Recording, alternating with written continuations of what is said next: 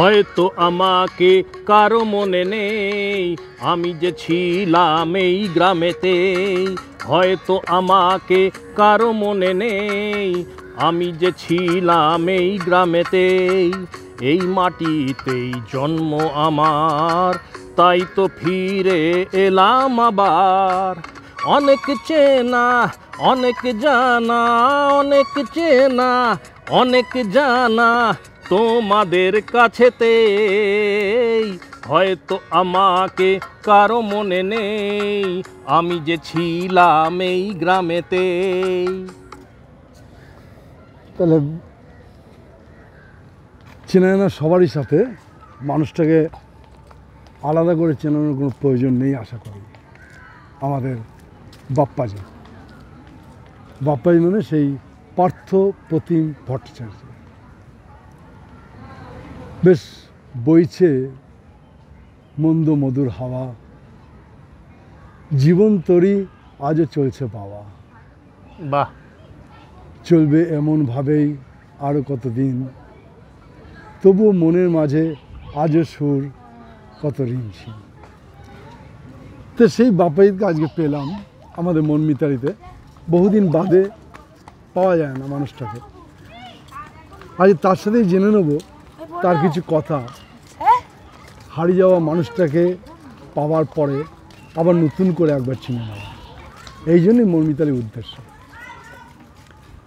তো বাপ্পা, যেটা জিজ্ঞেস করবো, এখন তুই থাকিস কোথায়? এখন আমি বর্তমানে আসানসোলে থাকি, যেহেতু ওখানে আমি বিগত কয়েক বছর ধরে চাকরি করছিলাম, তো সেই সূত্রে আমি আসানসোলেই রয়ে গেছি। তবে আগেও যেমন এই কলকাতা শহরে ছিলাম, আবার হয়তো খুব শীঘ্রই কলকাতা শহরেই ফিরে আসব। আর এমনি তোর জন্মস্থান কোথায়? আমার জন্ম হচ্ছে উত্তর 24 পরগনার শ্যামনগরে। তো আমি শ্যামনগরেরই ছেলে, সেই সূত্রে শ্যামনগর, ইছাপুর, নৈহাটি এই সমস্ত জায়গাতেই আমার লেখাপড়া করা। মানে এই তল্লাটেই তোর যত পরিচিতি, যত আকাজ কুকাজ শুভ কাজ সব এই তল্লাটেই। একদম একদম। আমাদের সাথে তোকে আমরা পেয়েছিলাম সেই 1989 সালে, তারপর কলেজ পাস করলি। ঠিক। এই কলেজ পাস করে এই যে আজকে এই সময়টা, তোর জার্নিটা যদি সংক্ষেপে বলিস। হ্যাঁ, আমি তো আমার গ্র্যাজুয়েশন কমপ্লিট করলাম 1992-তে। তো তারপরেতে আমার পোস্ট গ্র্যাজুয়েট শেষ করলাম আমি 94-এ। তারপরে আমি এমটেক করি। এমটেক করে আমি তো মূলত বিভিন্ন ইঞ্জিনিয়ারিং কলেজে বিভিন্ন পজিশানে চাকরি করেছি, তোরা জানিস। তারপর পরে আমি 2007 সালে যাদবপুর ইউনিভার্সিটি থেকে পিএইচডি করেছি, এবং এছাড়া আমি বাইরেও রাজস্থানে মোদি ইউনিভার্সিটি বলে একটি ডিমড ইউনিভার্সিটিতে মাঝখানে 9 বছর আমি শিক্ষকতা করেছি, এবং বিগত 4 বছর ধরে সবার শেষে আমি আসানসোল ইঞ্জিনিয়ারিং কলেজে প্রিন্সিপাল হিসেবে ছিলাম। তো তুই মানে হঠাৎ করে আমাদের কলেজ পাস করে তুই হঠাৎ রাজস্থানে চলে এলি কী করে? আসলে পশ্চিমবঙ্গতেই ছিলাম, সেখানে আমি প্রফেসর এবং প্রিন্সিপালও হয়েছিলাম। তারপরে হঠাৎ কোনো না কোনো সূত্রে মনে হলো যে আবার একটু অ্যাকাডেমিক্সের মধ্যে ভালোভাবে ফিরি। তো সেই কারণে ভাবলাম যে কলেজ ছেড়ে যদি কোনো ইউনিভার্সিটি স্ট্যাটাসে যাওয়া যায়, সেখানে হয়তো রিসার্চের স্কোপ অনেক বেশি, এবং বিভিন্ন ছাত্রছাত্রীকে বিভিন্ন প্রজেক্ট বা রিসার্চে সাহায্য করা যাবে। এবং আমার আন্ডারে কিন্তু 8 জন পিএইচডি করেছে। তো সেই সূত্রে আমার অ্যাকাডেমিক্যালি অনেকটা গ্রোথ সেই সময় হয়েছিল। তো এইসব ভেবেচিন্তেই একটা ইউনিভার্সিটি স্ট্রাকচারের মধ্যে যাওয়ার জন্যই আমার কিন্তু ওয়েস্ট বেঙ্গলের বাইরে যাওয়া। কারণ তখন সেই সময় কিন্তু এখানে কোনো প্রাইভেট ইউনিভার্সিটি বলতে যা বোঝায় সেটা কিন্তু ওয়েস্ট বেঙ্গলে ছিল না। তো সেই কারণেই আমার বাইরে যাওয়া।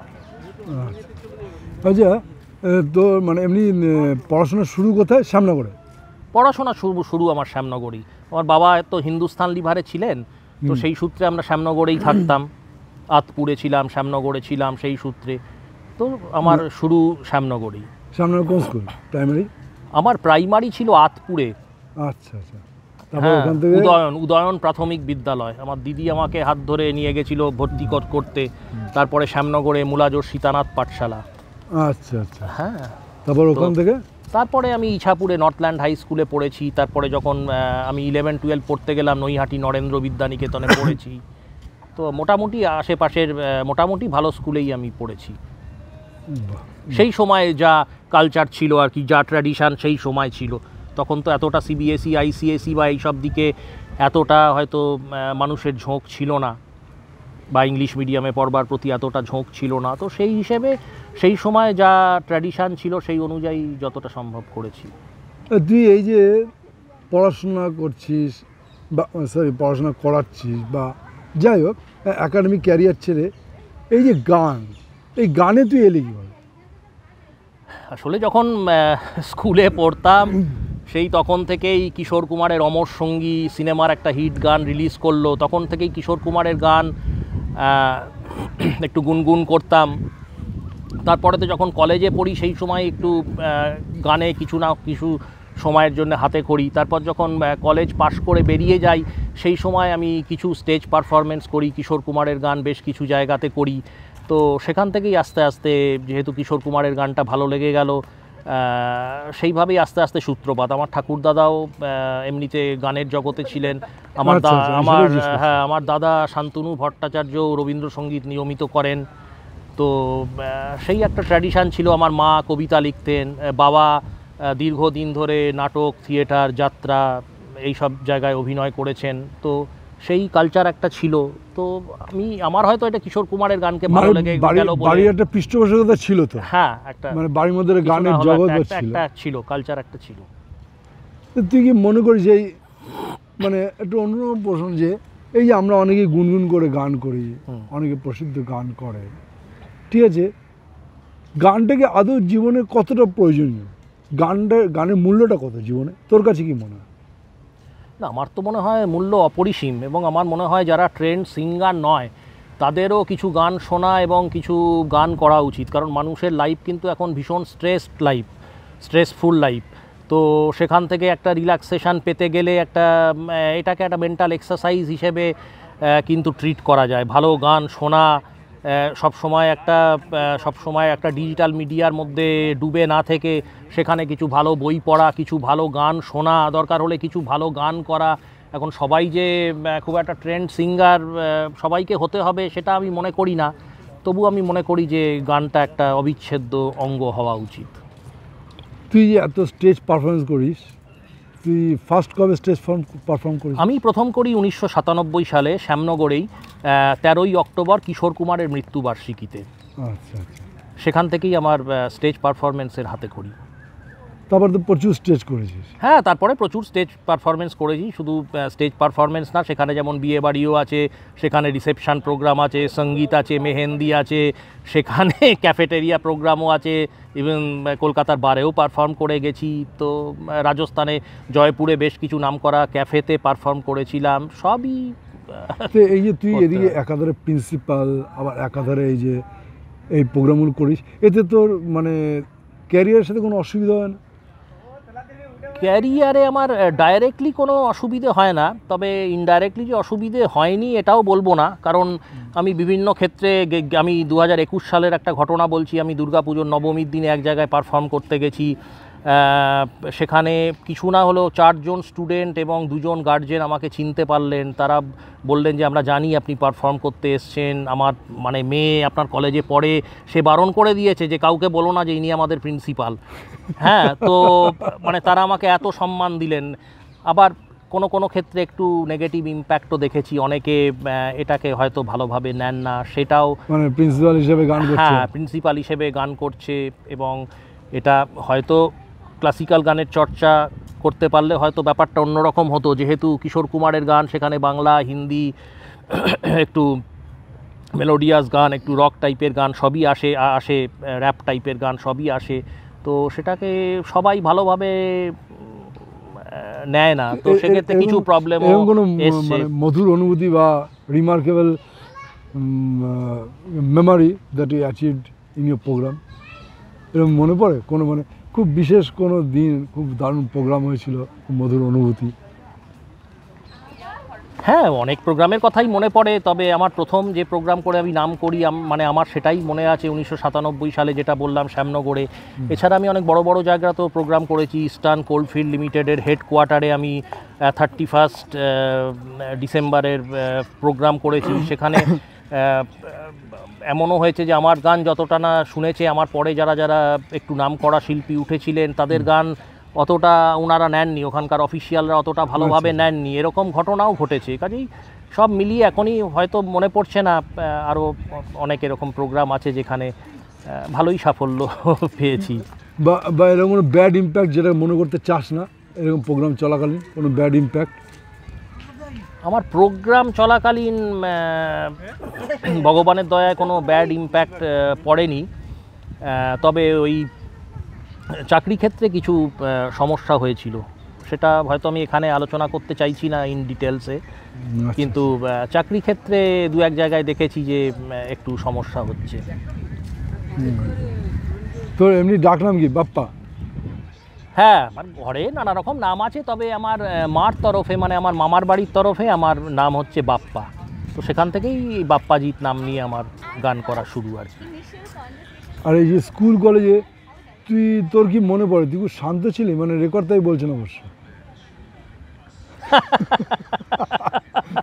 মানে তোর বন্ধু বান্ধবদের মুখে যতটুকু শোনা, হ্যাঁ তুই যতটুকু বলি ততটুকুই ক্যামেরাতে আসবে, হ্যাঁ তাতে কিন্তু রেকর্ড সময় বলছেন তুই খুব শান্ত ছিলি।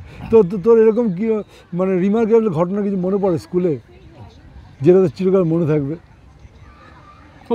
মানে শিক্ষকের হাতে মার খেয়েছিস, মার খেয়ে পড়ে গেছিস, পড়ে গিয়ে গান গাইছিস, এরকম? অনেক কিছুই মনে পড়ে। একবার তো মনে আছে, মানে সংস্কৃতে কিছু করতে পারছি না, কিছু লিখতে পারছি না বলে ইংরেজিতে লিখে দিয়ে চলে এসেছিলাম, সেই একটা ঘটনা। সেটা হয়তো ক্লাস ক্লাস 7-8-এর ঘটনা হবে যতদূর মনে পড়ছে। তো এইরকম প্রচুর ঘটনাই আছে, তো কোনোটা হয়তো ঠিক করে, মানে কোনোটা ঠিক ছিল, কোনোটা আমারই হয়তো করা উচিত হয়নি, কখনো হয়তো শিক্ষকদের আঘাতও করেছি, মানে অনিচ্ছাকৃতভাবেই। তো আঘাত মানে আমি বলতে চাইছি মানসিক, হ্যাঁ শিক্ষকরা বিরক্ত হয়ে গেছে, রেগে গিয়ে বলছে বই পড়ো, নোট পড়ে কিছু হবে না। শিক্ষকের সামনেই বলছি এ ল্যাবের কিছু জানে না, একে ডাকিস না, বন্ধুদের বলছি এ কিচ্ছু জানে না, একে দিয়ে হবে না, এরকম কিছু ঘটনা। স্কুলে তোর গান নিয়ে কাউকে অত্যাচার করেছি, মানে শিক্ষককে গান নিয়ে ঠিক মনে পড়ছে না, মানে এই মুহূর্তে মনে পড়ছে না। তোর মনে থাকলে বল না, তুই যদি কিছু শুনে থাকিস বল। না এরকম কি ঘটনা ঘটেছে শিক্ষক তোকে মেরেছে, হ্যাঁ তুই মানে বেঞ্চি থেকে নিচে পড়েছিস, পড়ে শুয়ে গান গেছিস, এরকম কিছু মনে পড়ছে? হ্যাঁ হয়েছিল বোধহয়, ঠিক খুব একটা মনে পড়ছে না। যাই হোক, অস্বাভাবিক কিছু না, সেই সময় এসব করতাম। মানে ছাত্র জীবনে গুরুত্বপূর্ণ ঘটনা কি মনে পড়ে, বেশ গুরুত্বপূর্ণ, যেগুলো নিজে কোনোদিন ভুলতে পারবি না, বা তোকে বন্ধু বান্ধবরা ভুলতে দেবে না, বা লোকাল স্থানীয় লোকেরা তোকে ভুলতে দেবে না, এরকম কিছু ঘটনা ছাত্র জীবনে যার জন্য তুই বাপ্পাজিৎ চিরকাল সবার স্মরণীয় হয়ে রয়েছিস? হ্যাঁ, মাস্টাররা মনে করে হ্যাঁ বাপ্পাজিৎ ছিল একটা, এরকম কিছু ঘটনা মনে পড়ে? অনেক কিছুই ছিল। টিফিন টাইমে রোজ গন্ডগোল করতাম। আচ্ছা। রোজ, এবং মনিটর রোজ আমার নাম লিখতো, তো তখন মনিটর লিখতে ক্লান্ত, মনিটর লিখতে ক্লান্ত, কিন্তু ওই পরের পিরিয়ডে যে স্যার আসতো, যাদের নাম লেখা থাকতো তাদেরকে কোশ্চেন করতো, কিন্তু আনসার আমি রোজ দিয়ে দিতাম, তো আমার কোনো সাজা হতো না, পানিশমেন্ট কিছু হতো না। তো একদিন টিচার বললেন যে না, এভাবে তো হবে না, যে রোজই তোমার নাম লেখা থাকবে, তুমি আনসার দিয়ে দেবে, পানিশমেন্ট হবে না। উনি পানিশমেন্ট দিলেন, আগে পানিশমেন্ট উনি দিয়েই দিলেন, আমি পড়া বলা সত্ত্বেও। আর একবার তো একদম যেটা মানে আমার বেশ কিছুটা ব্যাড ইম্প্যাক্ট পড়েছিল, মানে আমার পিঠে একটা বেতই ভেঙে ফেলেছিলেন একজন, উনি অ্যাসিস্ট্যান্ট হেড স্যার ছিলেন, আমার পিঠে একটা বেতই উনি ভেঙে ফেলেছিলেন। এবং উনি, যদিও আমি খুব একটা, আমার বোধহয় অনিচ্ছাকৃত দোষই কিছু ছিল, খুব একটা যে আমার দোষ কিছু ছিল তা না, এবং উনি বলছেন যেটা হচ্ছে রাজনৈতিক মার। হ্যাঁ, এটা হচ্ছে রাজনৈতিক মার। সেটা কীরকম আমি তো তখন জানি না, ক্লাস 6 বা 7-এ পড়ি, তো সেটা আমার কিন্তু একটা খুব মানে খারাপ অভিজ্ঞতার বুকে আঘাত মধ্যে, লেগেছে। হ্যাঁ আমার খারাপ অভিজ্ঞতার মধ্যে কিন্তু সেটা আছে। যে আমার মতো একজন খ্যাতনামা যশস্বী ছাত্রকে রাজনৈতিক মাঠ, সে রাজনৈতিক মাঠটা কেমন ছিল, মানে ডাস্টার দিয়ে না বেদ দিয়ে? না না, বেদ দিয়ে, বেদ ভেঙে ফেলেছিল। মানে তোর বডি ছিল শক্ত মধ্যে ছিল? ছিল কি না জানি না, আর ভাই ভাগ্যের চক্রে কিছু কিছু জিনিস তো শক্ত করতেই হয়, দরকার মতো যা চলে, যেভাবে চলছে অভ্যেস। এরকম রাজনৈতিক মাঠ কতবার খেয়েছিস? দু তিনবারই, খুব বেশি না। এছাড়া গান ছাড়া তোর এক্সট্রা কারিকুলার কিছু, মানে গান ছাড়া অন্য কোনোভাবে লোককে জ্বালিয়েছিস? গান দিয়ে তো লোককে ভালোবেসে জ্বালিয়েছিস, লোকে ভালোবেসে শুনতো, তোকে ঘিরে ধরতো। হ্যাঁ, এছাড়া অন্য কোনোভাবে? হ্যাঁ, বদমাইশি তো সেই সময় খুবই করতাম। কিরম আকাজ কুকাজ করতিস? হাতে পায় না শুধু মুখে মুখে টিপস? যে লোকে অন্তরাত্মা জ্বালিয়ে দিলি, হ্যাঁ এমনি হাতে পায় কিন্তু চুপচাপ ভদ্র সভ্য? সবই তখন বন্ধুদের সাথে মিলেমিশে অনেক বদমাইশি করেছি। স্কুল পালিয়ে সিনেমা গেছিস কবে ফার্স্ট? হ্যাঁ, শুধু স্কুল পালিয়ে সিনেমা যাওয়া না, মানে হায়ার সেকেন্ডারির বায়োলজি পরীক্ষা হচ্ছে, ব্যাং ট্রেতে গেঁথে দিয়ে, আর বাকি এক্সপেরিমেন্ট শেষ করিনি, 1:15 শো, এখনও মনে আছে। সিনেমার নাম হচ্ছে আমার তুমি। বলছি তোমার কানে কানে আমার তুমি, সিনেমার নাম হচ্ছে আমার তুমি। ওই ব্যাং ট্রেতে গেঁথে দিয়ে বেরিয়ে গেছি, হায়ার সেকেন্ডারির প্র্যাকটিক্যাল পরীক্ষা চলছে, এমনি নর্মাল ক্লাস নয়। মানে ব্যাংকের আত্মা মুক্তি পেল না? ব্যাংকের আত্মা ট্রেতে গেতে রয়েছে, কবে আসবে বাপ্পাজি, সে আমাকে উদ্ধার করবে। তো ব্যাংকে আর মানে ব্যবচ্ছেদ না সবচ্ছেদ হচ্ছে। তো এই ধরনের ব্যাংকে ওই ব্যাংকটা ওইভাবে পড়ে এলো, ব্যাংকটার কোনো ব্যবচ্ছেদ হলো না? ব্যবচ্ছেদ কে পরে কেউ করেছে কি জানা নেই। মাস্টার ধরেনি, মানে পরীক্ষা দিলি না? না, পরীক্ষাটা দিলাম না, মানে ওইটাই দেখিয়ে যে মানে আন্ডার প্রসেস বলে আমরা বেরিয়ে গেলাম। তখন একদম টিকিট সব শেষ, মানে আমরা জাস্ট ফ্রন্ট রো, এখনও মনে আছে, ফ্রন্ট রোতে বসে, কিন্তু সিনেমা শুরুও হয়ে গেছিল, ফ্রন্ট রোতে কিন্তু আমরা জায়গা পেয়েছিলাম, সবচেয়ে সামনের রোতে। তাহলে ব্যাংকের আত্মা মুক্তি না পাক, কিন্তু ফ্রন্ট রোতে তুই জায়গা পেয়েছিস, এটা ভালো বলি। আচ্ছা, এই যে এত তুই যে বাড়িতে নালিশ যেত না তো? বাড়িতে নালিশ বোধহয় সেভাবে যায়নি, গেলেও হয়তো কারুর।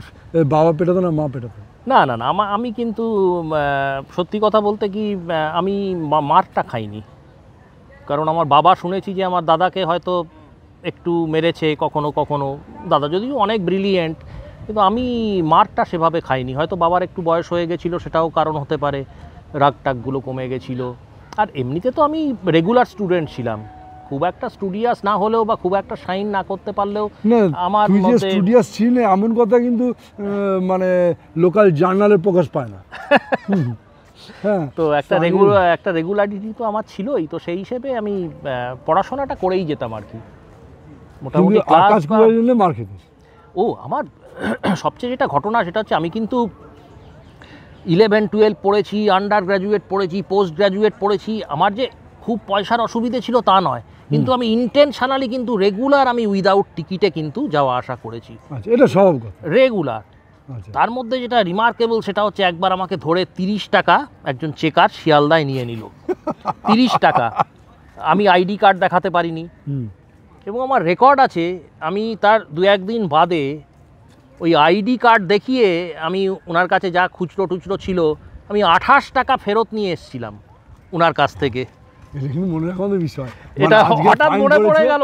আজকে ফাইন করেছে, আবার কদিন আগে 28 টাকা ফেরত নিয়ে এসেছি আমি। 30 টাকা সেই সময়, 30 টাকা অনেক, হয়তো 93-4 হবে। আমি কিন্তু গিয়ে আবার শিয়ালদা স্টেশনে তাকে খুঁজে বার করে, হ্যাঁ তখন সিনেমা 28 টাকা আমি আবার ফেরত নিয়ে এসেছিলাম আমার আইডেন্টিটি কার্ড দেখিয়ে। এরকম অনেক ঘটনা। তো তুই শিয়ালদা গেছিলি তো কলেজের? না, আমার পোস্ট গ্রাজুয়েট তো ক্যালকাটা ইউনিভার্সিটিতে না, হ্যাঁ সেজন্য শিয়ালদা হয়ে যাতায়াত করতে হতো। এই যে এত অ্যাচিভমেন্ট, তো এত যে কীর্তি, এত কীর্তির মধ্যে আজকে এখন এসে এই জীবনের স্বর্ণজয়ন্তী পার করে যখন একা বসে থাকিস তখন কী মনে হয়? তখন কি মানে পুরনো স্মৃতিগুলো মনে পড়ে? হ্যাঁ, মনে পড়ে। আমার মেজর যেটা ঘটনা মনে পড়ে, 2005 সালে তো আমি যখন ওই international union of radio science থেকে ইয়াং সায়েন্টিস্ট অ্যাওয়ার্ড পাই, তখন তো যারা ইয়াং সায়েন্টিস্ট অ্যাওয়ার্ড পেয়েছিল, তৎকালীন রাষ্ট্রপতি এপিজে আব্দুল কালাম তাদেরকে ইনভাইট করেছিল রাষ্ট্রপতি ভবনে। তো সেই হিসেবে আমি আমার ফ্যামিলি নিয়ে, আমার ছেলেকে, মেয়েকে, বাচ্চাদের কিন্তু অ্যালাউ করতো না, তাও আমি গেটে বলে আমাকে আটকেই দিয়েছিল। আমার ছেলে মেয়ে সবাইকে নিয়ে রাষ্ট্রপতি ভবনে গেছিলাম, সেটা আমার কাছে একটা স্মরণীয় দিন। পিএইচডি নিয়েছি আমি রাজ্যপালের হাত থেকে। এগুলো আমার কাছে খুবই স্মরণীয়। আমার 7-8জন আমার কাছে পিএইচডি করেছে, তার মধ্যে যেরকম রাজস্থান থেকেও করেছে, ওয়েস্ট বেঙ্গলের, ঝাড়খণ্ডের ইউনিভার্সিটি থেকেও পিএইচডি করেছে, এরকম ক্যান্ডিডেটও আছে।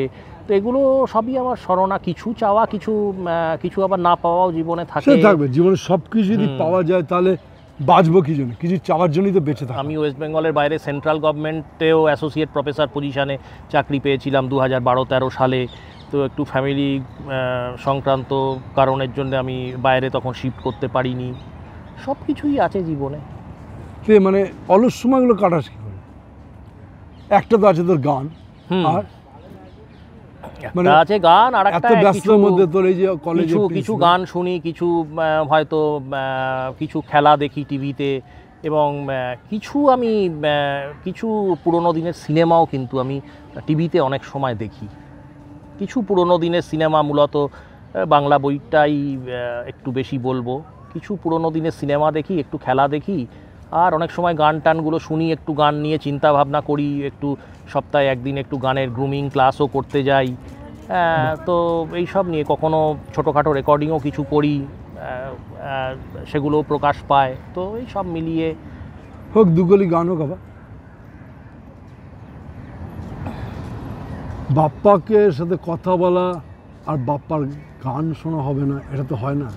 কারণ বাপ্পার গান খুব কাছাকাছি দুটি বিষয়। একটি বিষয় উত্থাপন করলে আরেকটি বিষয় সামন্তরালভাবে চলেই আসে। কাজে বাপ্পার সাথে থাকবো, বাপ্পার থেকে দুটো গান অবশ্যই শুনবো, কারণ পাওয়াতে যায় না মানুষটাকে। অনেক মানুষকে এরকম অনেক দূরে দূরে চলে গেছে আজকে জীবন্তরী বাইতে বাইতে। তা হোক বাপ্পার সাথে দুকলি গান। সময় তো বেশি নেই, সবারই সময় কমে আসছে, সময়ের অভাব।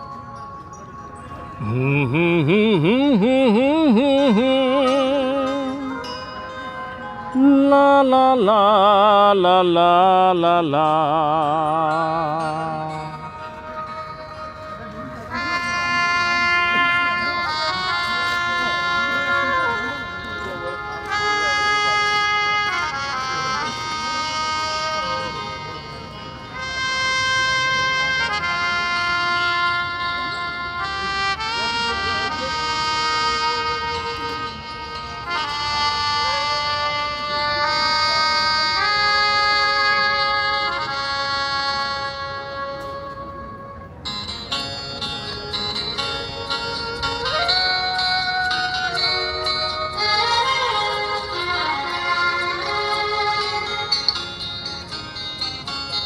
ওপারে থাকবো আমি, তুমি রইবে পারে, শুধু আমার দু চোখ ভরে দেখবো তোমারে। ওপারে থাকবো আমি, তুমি রইবে পারে, শুধু আমার দু চোখ ভরে দেখবো তোমারে।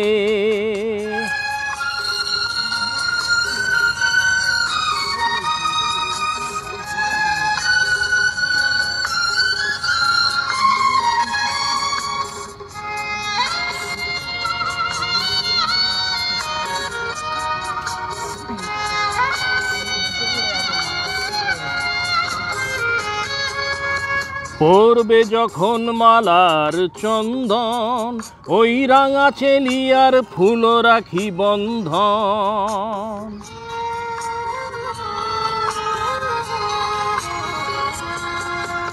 পড়বে যখন মালার চন্দন, ওই রাঙা চেলিয়ার ফুল রাখি বন্ধন। মিলন রাতের প্রদীপ হয়ে আমি জ্বলবো বাসরে, ওপারে থাকবো আমি, তুমি রইবে পারে, শুধু আমার দু চোখ ভরে দেখবো তোমারে। এই হচ্ছে বাপ্পা। খুব ইচ্ছে এই আমাদের 89 সার্ভিসিয়ান, এই যে এত একটা গ্রুপ, একই বছরের একই কলেজের এত গ্রুপ আমার জানা নেই আর আছে কিনা। এই আমাদের গ্রুপে এত কীর্তিমান কীর্তিযশা সমস্ত বন্ধন রয়েছে, শুধু এই কীর্তিগুলোকে নিয়ে একটা অনুষ্ঠান করার খুব ইচ্ছা আছে, দেখি কবে হয়। এগিয়ে চলতে হবে। তবে আমাদের এই সবার কীর্তি যেমন আছে, একটা কথা আজকে অস্বীকার করার উপায় নেই, এই আমাদের পূর্ণেন্দু ছিল বলে আজকে আমরা সবাই একত্রিত হতে পেরেছি। মানে এটা যে কত বড় ক্রেডিট, এটা কিন্তু মানে খুব ছেলে খেলার ব্যাপার নয় যে আমাদের এতজনকে, তাদের মধ্যে কেউ খুব বড় মাল্টিন্যাশনাল কোম্পানিতে আছে, কেউ বড় গভর্নমেন্ট সার্ভিসে আছে, কেউ খুব বড় অ্যাকাডেমিশিয়ান, কেউ খুব বড় অ্যাডমিনিস্ট্রেটর, কেউ কলকাতা পুলিশে বড় পজিশানে রয়েছে অনেকে, তো কেউ ভালো গান করছে। হ্যাঁ, তো এতজনকে একই ছাতার তলায় আবার নিয়ে আসা এত বছর পরে, আমার মনে হয় এরকম দৃষ্টান্ত কিন্তু খুব কম আছে। আমি তো চাই সবাই আসুক, হয়তো ডাকার মতো ডাকতে পারিনি আজও, যার জন্য তারা এখনো ডাক উপেক্ষা করছে বা উদাস হয়ে আছে। বিশ্বাস, নিজের মধ্যে বিশ্বাস রাখি, সবাইকে আনবো, একদিনকে আনতেই হবে। ঠিক কথা। এই চাওয়াটুকুর মধ্যেই জীবনে অনেকটা কেটে যাবে। আচ্ছা বলছি, প্রথম যে প্রেম তোর, সেই প্রেমটা কি গান দিয়ে? মানে তোর প্রেমের প্রথম গোপন অনুভূতি কি, স্কুলে না কলেজে? স্কুলেই হবে, তবে গান দিয়ে নয়। হবে মানে স্কুলে, এটা কেউ ভোলে না, এইটা কেউ ভোলে না। তবে গান দিয়ে নয়, এটা মনে আছে। গান দিয়ে নয়? গান দিয়ে নয়। সেই কি জীবনসঙ্গী? না না না, আচ্ছা, সেরকম জীবনসঙ্গী কি খুব একটা সিরিয়াস ব্যাপার কিছু নয় সেগুলো, কিন্তু গান দিয়ে নয়, মানে সেই সময় গান দিয়ে না তো, গানে সেই সময় গানের মধ্যে ঢুকিনি। ছেলেরা তো গানের মানে অভিভূত, এত বন্ধু বান্ধব, এত ফ্যান ফলোয়ার্স রয়েছে, তার মধ্যে কোনো বিশেষ কোনো কেউ গানে অভিভূত হয়েছে তোর মনে ধরেনি, এরকম হয়েছে কি? বা তোর মনে ধরেছিল, মানে তুই খেয়াল করেছিস তোর গান শুনছে কি না? হয়তো শুনেছিল, মানে আমার হয়তো মনেও পড়ে, কিন্তু সেভাবে হয়তো সাড়া দেওয়া হয়নি। শুনেছিল, আচ্ছা আচ্ছা, শুনেছিল। সেই সময় কিছু কিছু, তখন অলরেডি কিশোর কুমারের কিছু কিছু গান করছি, মানে তো মানে ঝড় উঠেছিল, ঝড় উঠেছিল, বিহগে বাড়ি ফিরে যাচ্ছিল, নীরে যে যার বাড়ি ফিরছিল, আকাশ বাতাস তোলপাড়, হ্যাঁ তোর মনও তোলপাড়, কিন্তু একা বসেছিলি ঘরের কোণে, জানালার পর্দা টেনে, এরকম অনেকটা। সিগারেট খাওয়া কবে দিলি প্রথম? সিগারেটটা বোধহয় একটু দেরি করেই, রেগুলার হিসেবে একটু দেরি করেই সিগারেটটা খেয়েছি। মানে কলেজে যখন পড়তাম সিগারেট খেতাম বলে আমার মনে পড়ে না। মানে সেটা, হ্যাঁ, সেটা আমার যে কোনো গুণ তা বলছি না, মানে হয়তো ভালো লাগতো না, হয়তো ভালো লাগতো না। আমাদের ছেলে, ওদেরও দেখি না সিগারেট খেতে, হয়তো ভালো লাগে না।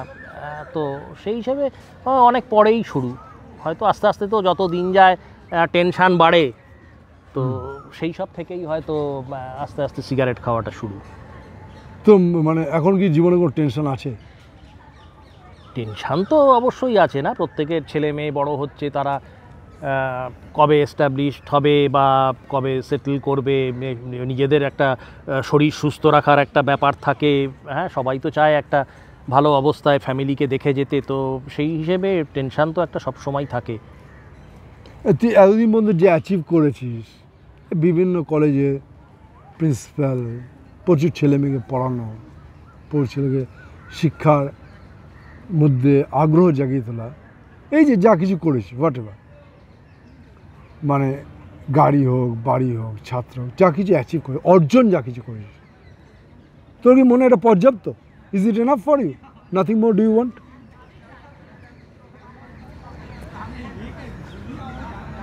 আমার তো একটা কথা মনে হয়, nobody is happy who does not think himself so.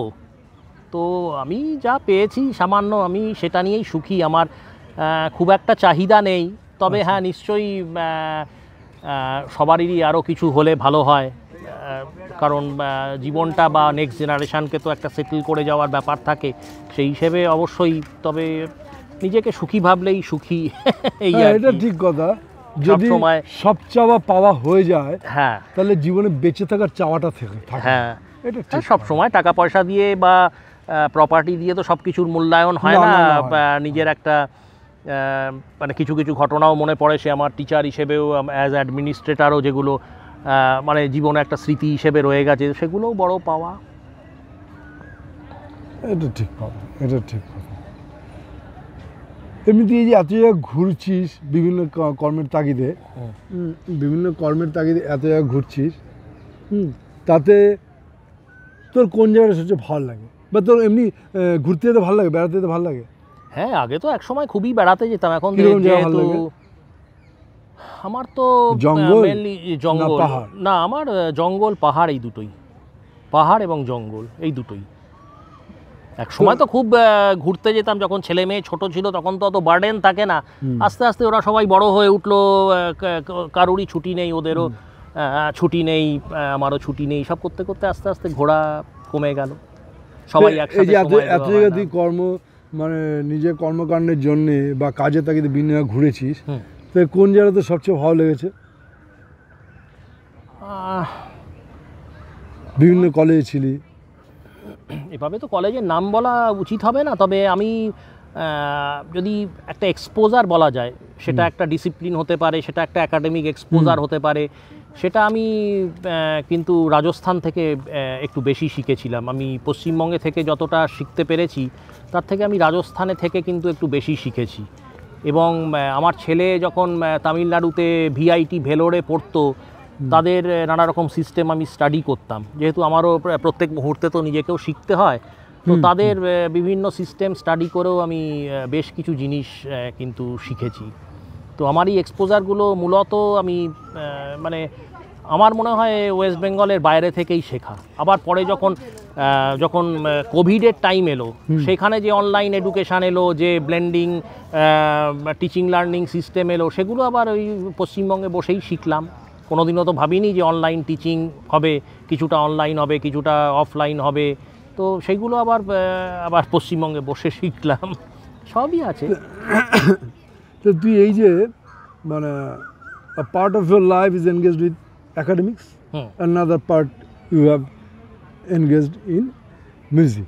এবার যদি তোকে অপশন দেওয়া হয় যে either you should be in that side or in this side, তাহলে তুই কোন পার্টটা নিবি? গানের দিকে থেকে যাবি না পড়াশোনার দিকে থেকে? মানে যে কোনো একটা থেকে চুজ করে দেওয়া হবে, দ্যাট এইদার অর, তুই কী করবি?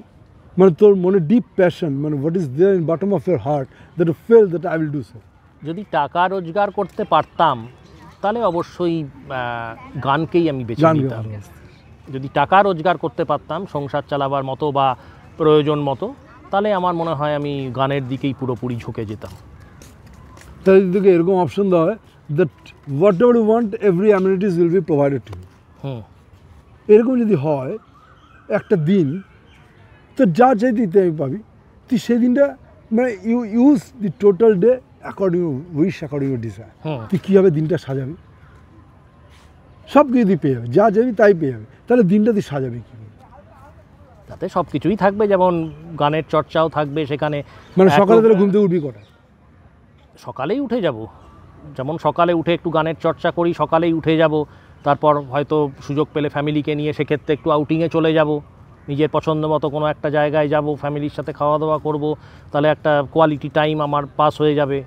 সেখানে কিছু যদি আমার পড়াশোনা করবার থাকে বা কিছু সাহিত্য চর্চা থাকে, যদি ইচ্ছে হয় সেটাও চলবে, সবই চলবে। তোর পরিবার কি এইভাবে তোকে সাহায্য দেয় এই গানের প্রতি এই অনুরাগের জন্য?